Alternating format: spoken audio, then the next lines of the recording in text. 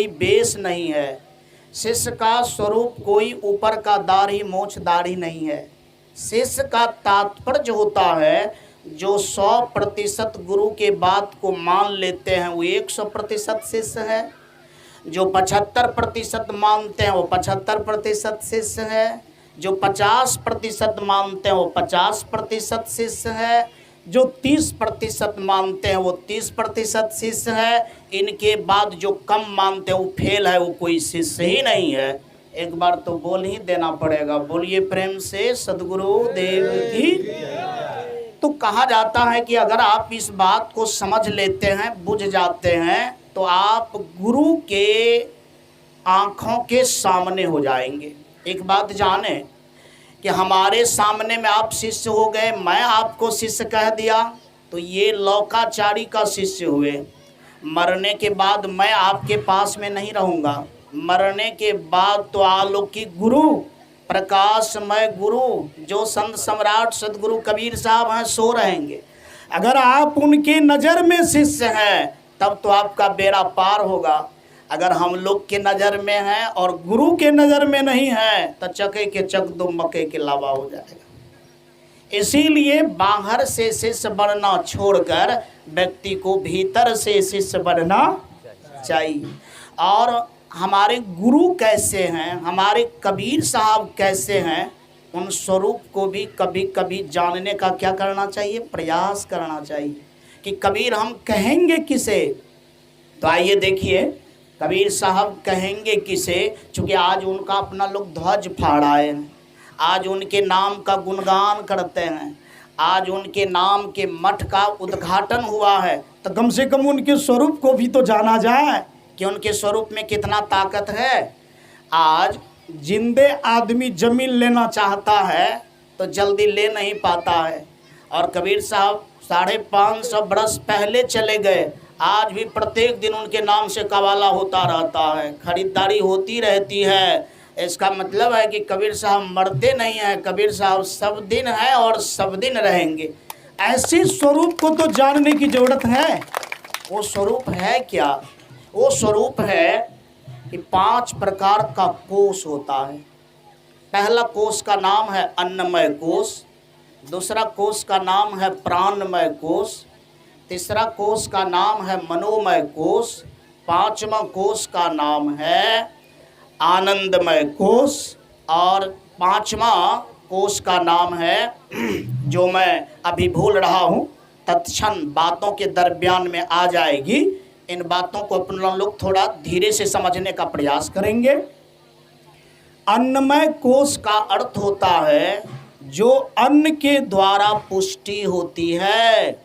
जैसे मान लिया जाए इंद्रियां, शरीर, हड्डी, मज्जा, खून, चमड़ा, ये जितना भी आप डिजाइनिंग देख रहे हैं शरीर का, ये सब अन्नमय कोष है। ये सब कौन कोष है? हाँ, अन्न से जो भी चीज़ सिंचित होता है, जो भी कुछ बनता है, डेवलप करता है, उसका नाम है अन्नमय कोष।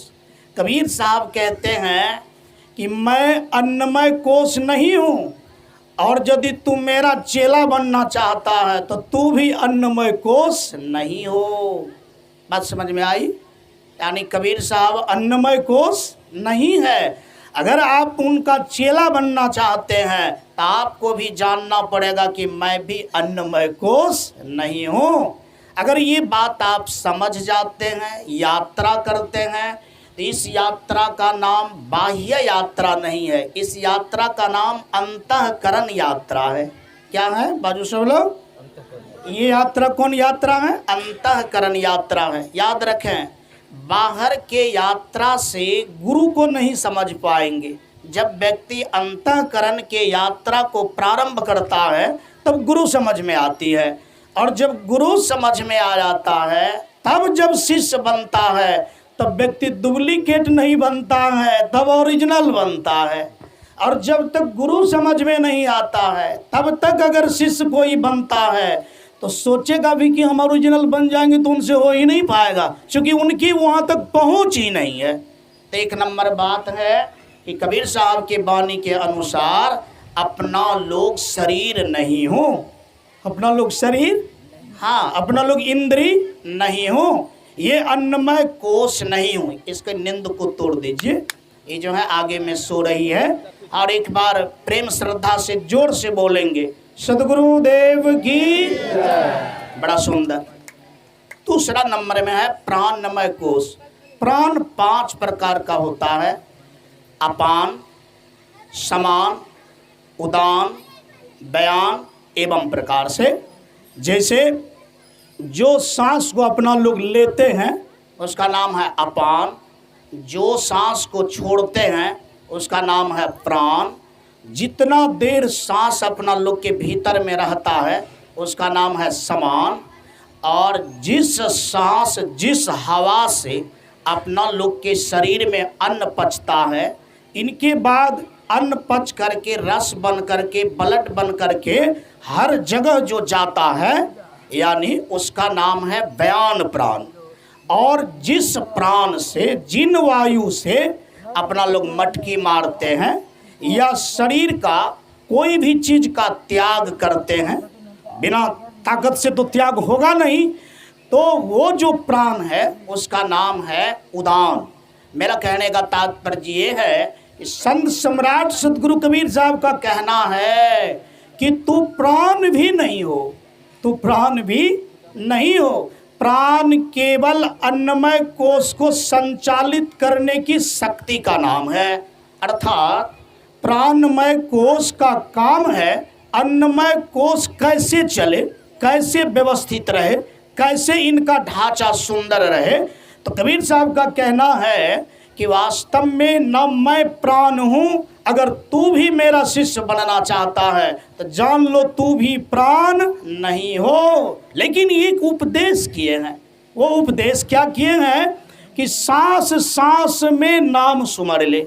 इसका मतलब है कि प्राण का तात्पर्य ही होता है सांस, सांस का तात्पर्य प्राण, प्राण का तात्पर्य सांस। लेकिन प्राण ही अगर मैं होता तो फिर नाम की चर्चा करने की कोई जरूरत ही नहीं होता। इसका मतलब है कि प्राण और आत्मा में अंतर है।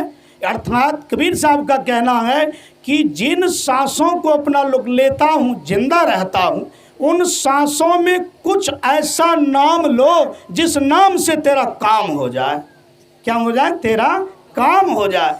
अर्थात उस नाम की भी पकड़ हो जाए और गुरु की भी पकड़ हो जाए, तो मैं समझता हूँ कि अपना लोग का काम बनना क्या हो जाएगा? स्टार्ट हो जाएगा। तो अभी अपना लोग जो सुने अन्नमय कोष के विषय में, इनके बाद प्राणमय कोष के विषय में, दोनों के संबंध में कबीर साहब का कहना है कि ये दोनों में से मैं भी नहीं हूँ और तू लोग भी दोनों में से नहीं हो। तीसरा का नाम है मनोमय कोष। मनोमय कोष का तात्पर्य होता है जो जो चीज देखते हैं, जो जो चीज सुनते हैं, और जैसा जैसा सुनने देखने के बाद अपना लोग के अंदर में छाप पड़ जाता है। क्या पड़ जाता है?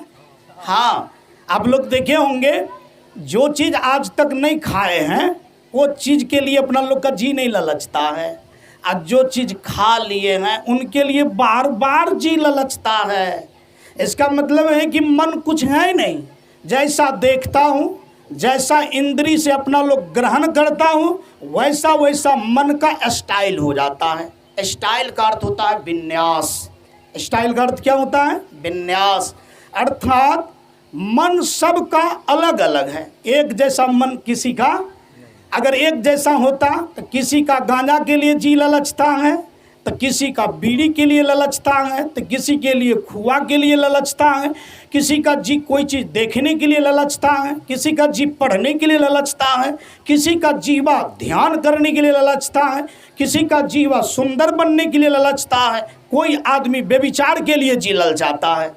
इसका मतलब है कि जिनके मन में जो चीज़ का प्रभाव हो गया है, यानी उसका मन वैसा ही हो गया है, और जिसका मन जिस प्रकार का है, यानी उनको मनोमय कोष मानना चाहिए। क्या मानना चाहिए?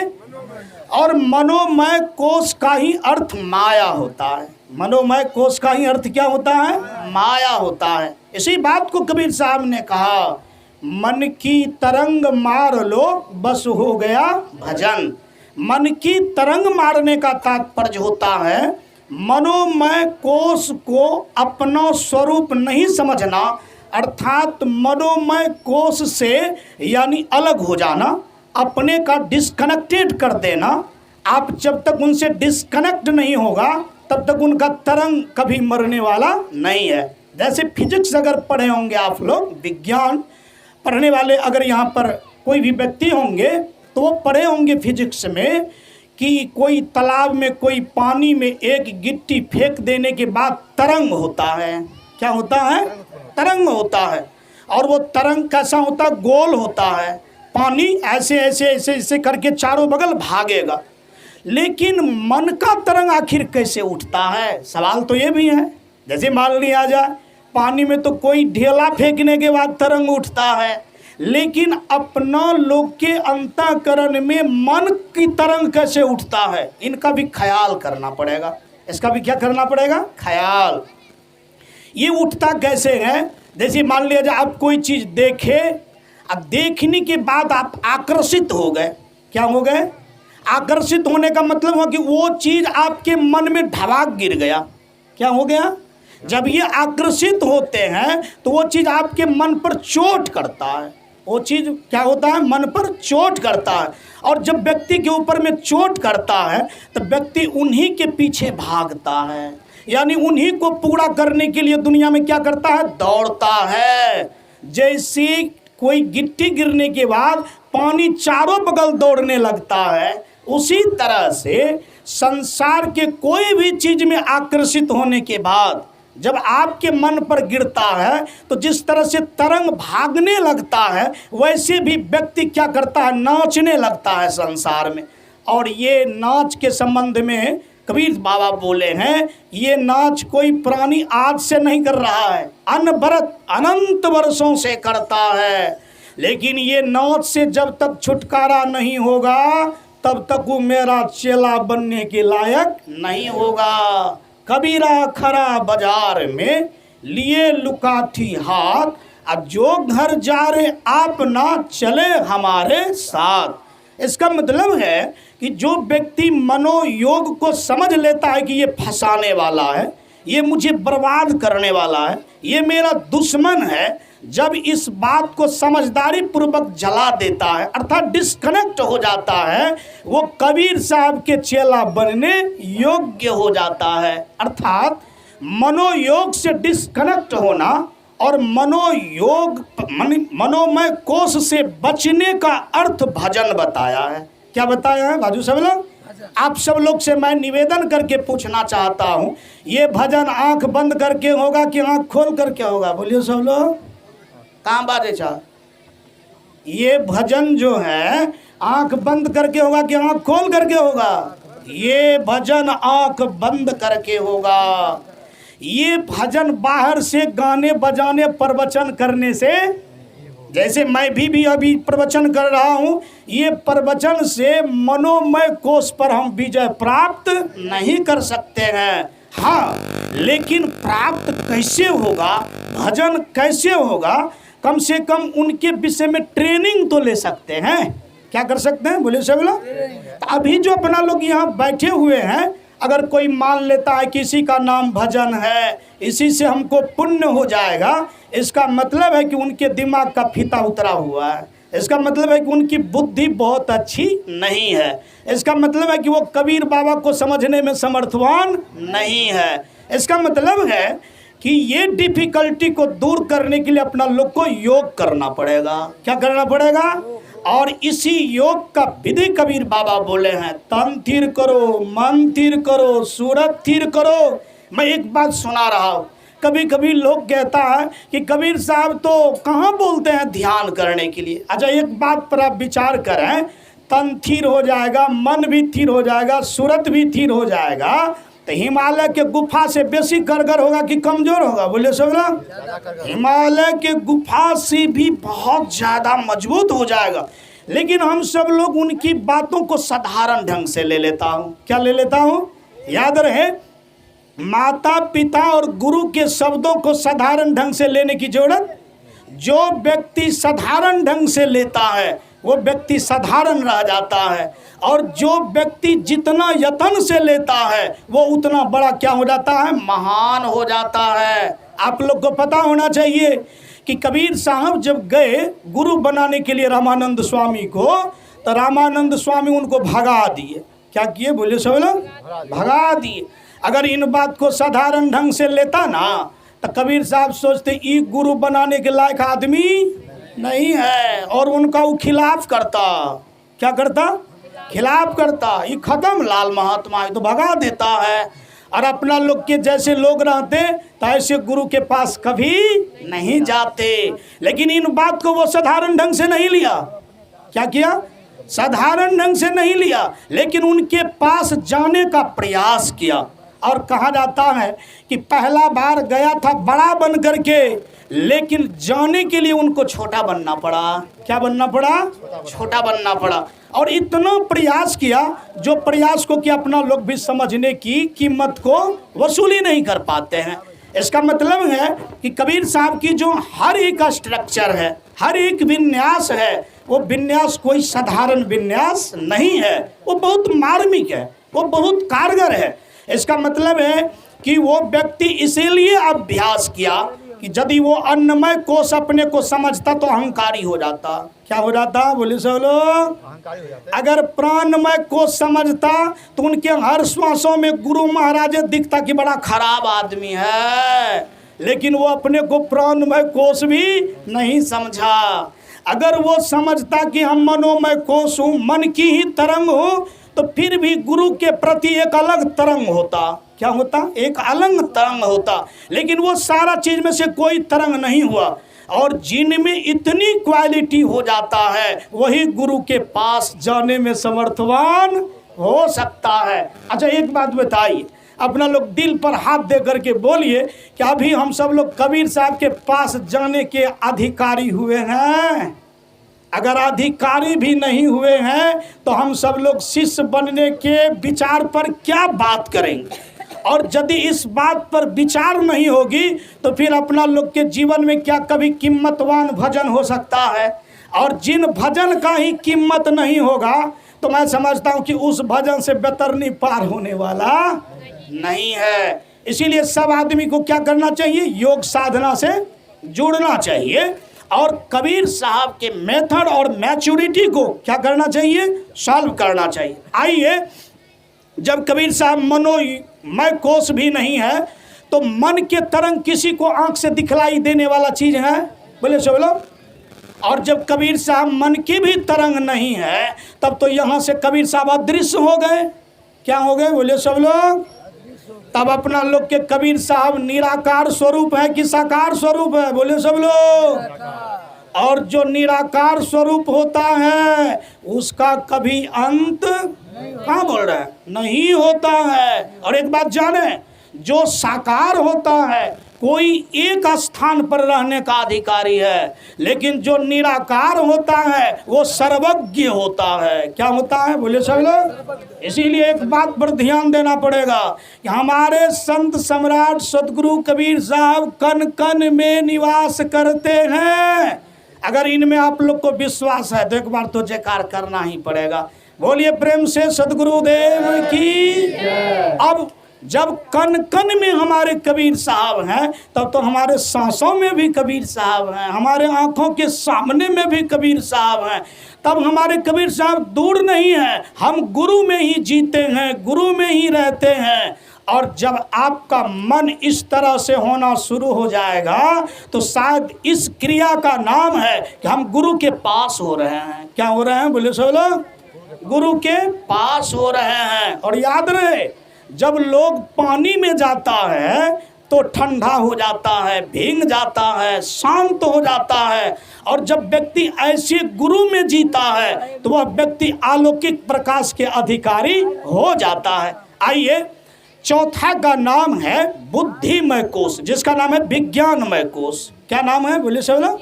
हाँ, विज्ञानमय कोश। विज्ञानमय कोश का अर्थ होता है बुद्धि से जो अपना लोग कोई चीज को समझते हैं, बुद्धि को जो कोई चीज अपना लोग जानते हैं, विचार करते हैं। जैसे अभी अपना लोग सत्संग जो सुन रहे हैं, समझ रहे हैं, ये कौन चीज से सुन समझ रहे हैं? बुद्धि से कि बाहर के चीज से? बोले सब लोग। अभी जो अपना लोग कुछ फील कर रहे हैं, ये कौन चीज काम कर रहा है अंदर में? बुद्धि। क्या काम कर रहा है? बुद्धि। आज जो अपना लोग इतने ढंग से, व्यवस्थित ढंग से कोई चीज को देख रहा हूँ, आखिर ये इस तरह से क्यों दिखलाई देता है? इसमें कौन चीज का कमाल है? इनमें बुद्धि की कमाल है, तब ना इतना सुंदर चीज दिखता है। अगर मकान भी ईटा से इतना बढ़िया हो गया, गिट्टी बालू से हो गया, वो कौन चीज का कमाल है? बुद्धि का कमाल। अपना लोग भी कुर्ता पजामा इतना सुंदर ढंग से पहन रखे हैं, ये कौन चीज का कमाल है? बुद्धि का कमाल है।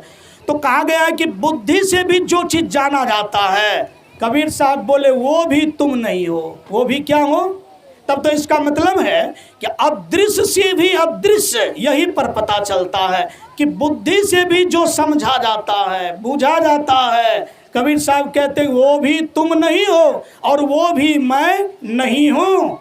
कहा गया है 5वां कोष का नाम है आनंदमय कोष। 5वां कोष का नाम क्या है? जैसे कभी कोई मिल जाता है, जैसे हमारे बाबा मिल गए, बांसुरी बजाने वाले बाबा, अपना लोग गदगद हो गए। क्या हो गए? पूरा ताली बजाए, कितना कहा गट हो गया। तो ये आनंद हो गया। क्या हो गया? आनंद हो गया। और जब बाबा छोड़ दिए गाना बजाना, अपना लोग का मुंह फुकना के तरह लटक गया कि इतने सुंदर बाबा को छोड़ करके किनको दे दिया झूठी चटनी बनाने के लिए। एक बार तो बोलना ही पड़ेगा, बोलिए प्रेम से सद्गुरुदेव की। तो ये जो आनंद होता है, जैसे आनंद कभी दुख होता है, कबीर साहब कहते हैं कि ये भी कोष तुम नहीं हो, न तुम दुखी हो न तुम सुखी हो। अब आप ही बताइए कि एक शब्द है कबीर बाबा का बड़ा सुंदर, घूंघट का पट खोल रे तोहे पीब मिलेंगे। क्या है शब्द? बोलिए सब लोग। घूंघट का पट खोल रे तोहे पीब मिलेंगे। आपको पता होनी चाहिए ऐसा कौन सा घूंघट है जो घूंघट के पट खुल जाएगा तो पीब मिल जाएगा। जैसे कभी कभी किसी दुल्हन को देखने के लिए जाता हूँ तो एक साड़ी का घूंघट रहता है, थोड़ा सा उठा देता हूँ तो उनके मुख क्या हो जाता है? दिख जाता है। लेकिन कबीर साहब जिन पीब के विषय में बोले हैं कि घूंघट के पट खोल रहे तो पीब मिलेंगे, आज जानेंगे कि वो 5 प्रकार का घूंघट है। कितना प्रकार का घूंघट है? यानी पहला घूंघट कौन है? अन्नमय कोष। क्या कोष है? बोले सब लोग। आज अपना लोग झगड़ा करते हैं, सत्संग में भी, भजन में भी, लोकाचारी में ही अटक जाता हूँ। तो लोग अभी अन्यमय कोष में लटकल है कि ऊपर है? बोले सब लोग। और जब अन्यमय कोष में लटकल रह जाएंगे तो भजन शुरुआत भी हुआ। कहाँ बाजे साहब? शुरुआत भी हुआ। अच्छा एक बात बताइए, जब कबीर साहब 5 घूंघट के परे हैं तो वहाँ टका पैसा जाने वाला चीज है? कहाँ बाजे साहब? मतलब आप जो कबीर साहब को दान करना चाहेंगे तो वहाँ 1 टकिया 10 टकिया 20 टकिया जाने वाला चीज आप दिमाग से हटा दीजिए कि हमारे जैसे महात्मा को दे देंगे तो आपका उद्धार हो जाएगा। ये सब गफलत है। ये सब क्या है? बोले सब लोग। इसीलिए मेरे जैसे जैसे बाबा जी को टका पैसा देने की जरूरत नहीं है। कहा गया है अगर बाबा मिले तो ज्ञान को पूछ लीजिए, अगर ज्ञान मिला तो संगत कर लीजिए, नहीं मिला तो उनसे दूर हट करके भाग जाइए। बोलिए प्रेम से सद्गुरुदेव की। और एक बात जाने, एक सेकेंड, मुझे कुछ कह रहे थे। क्या बोल रहे? नहीं बोले, समय पूरा हो गया, बोलिए ना। ठीक है, बस 2-4 मिनट में हम समाप्त करते हैं। बोलिए प्रेम से सद्गुरुदेव की। तो मेरा कहने का तात्पर्य ये है कि कभी कभी लोग कहता है कि मैं खिला देंगे तो मेरा उद्धार हो जाएगा, या मैं किसी को कपड़ा दान कर देंगे तो उद्धार हो जाएगा। ये सब व्यवहारिक बात है। ये सब क्या है? व्यवहारिक बात है। गुरु अदृश्य है। अगर गुरु को दान ही करना चाहते हैं तो गुरु दान लेना चाहते हैं, ये सब चीज नहीं। गुरु दान लेना चाहते हैं कि अगर आप अन्नमय कोष में फंसे हुए हैं तो ये कोष दान कर दीजिए, यानी तन को आप क्या करना है? दान कर देना है। यदि आप दान ही करना चाहते हैं तो आप अपने प्राण को, सांसों सांस को क्या कीजिए? दान कर दीजिए। और सांसों सांस को अगर दान कर देंगे तो वो सांस को रख करके क्या करेंगे? बस सांसों को नाम में बदल देंगे। क्या करेंगे? बोले सब लोग। नाम में क्या करेंगे, बदल देंगे। और जब सांस को नाम में बदल देंगे तो सांस बराबर नाम हो जाएगा, नाम बराबर क्या हो जाएगा, सांस हो जाएगा।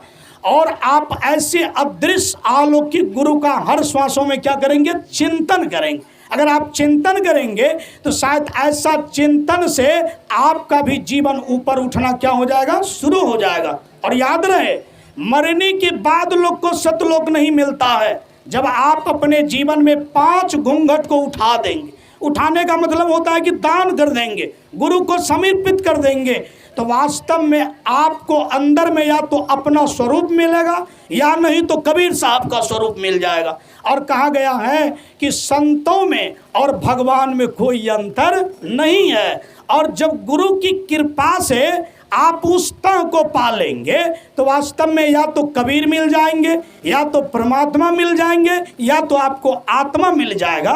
ये तीनों शब्द एक है और आपका जीवन परिपक्व हो जाएगा। मेरा कहने का तात्पर्य ये है, ऐसे गुरु थिंकिंग करने से पता चलता है, ऐसे गुरु को समझने से पता चलता है, ऐसे गुरु ध्यान साधना से पता चलता है। आप ऐसे वैसे करके उनको खोजने की प्रयास करेंगे तो संभव नहीं है।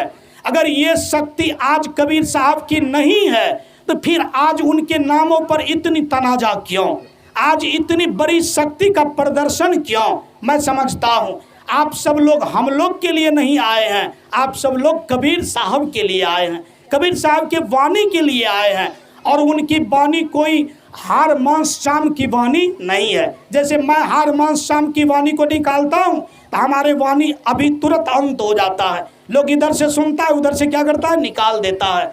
लेकिन कबीर साहब की जो वाणी है वो हार मांस शाम की वाणी नहीं है, वो वाणी अलौकिक है, वो वाणी बहुत ही बड़ा महत्वपूर्ण है, शक्तिशाली है। ऐसे शब्द को समझना, ऐसे गुरु को समझना और 5 घूंघट को उठा करके पीप को पाना हर आदमी का मूल क्या है, कर्तव्य है। और वास्तव में ऐसे मूलतः करण पॉइंट पर जा करके जितने भी संसार का प्राणी है वो सब एक हो जाता है। क्या हो जाता है, एक हो जाता है। जब 5 प्रकार के कोष को आप हटा देंगे तो वहाँ सब प्राणी क्या हो जाता है, एक हो जाता है। और उस एक का नाम है कि आत्मा एक है। क्या नाम है, आत्मा एक है। इससे पता चलता है कि केवल कबीर साहब ही साचा है, केवल आत्मा ही साचा है, बाद बाकी सब क्या है, झूठा है। ऐसे यकीन करना, ऐसी व्यवस्था जीवन में करना, ये मानव का विकास है। और ये विकास से संसार का हर एक गैलरी, हर एक बुराई का अंत होगा और व्यक्ति को ऊंचा मुकाम मिलेगा। मैं अंत में एक सूचना देना चाहता हूँ। देवधा बड़ा कबीर आश्रम में 21 तारीख से 27 तारीख तक ध्यान शिविर की योजना है। उसमें कई जिलों का लोग आएंगे। मैं सब लोग से विनीत निवेदन करता हूँ, जिन जिन लोगों को उन ध्यान साधना में भाग लेना हो, सब लोग 21 तारीख को आइए।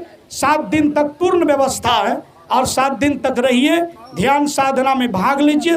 देवधा बड़ा कबीर कुटी यानी जयनगर के पास है, मधुबनी जिला में है, वहाँ आइए। आप सब लोग का स्वागत है। और प्रेम पूर्वक बोल दें, चूँकि मेरा समय पूरा हो गया है और मैं बलजुमनी 2-4 मिनट ज़्यादा बोल दिए, इसीलिए प्रेम श्रद्धा से एक बार जयकार करेंगे। बोलिए प्रेम से सदगुरुदेव की, संत सम्राट सदगुरु कबीर साहेब की। हमारे सुमन साहब के जय, जो नेपाल से आए हुए हैं आपके बीच। बहुत ही मार्मिक शब्द इन्होंने रखा और कहा गया है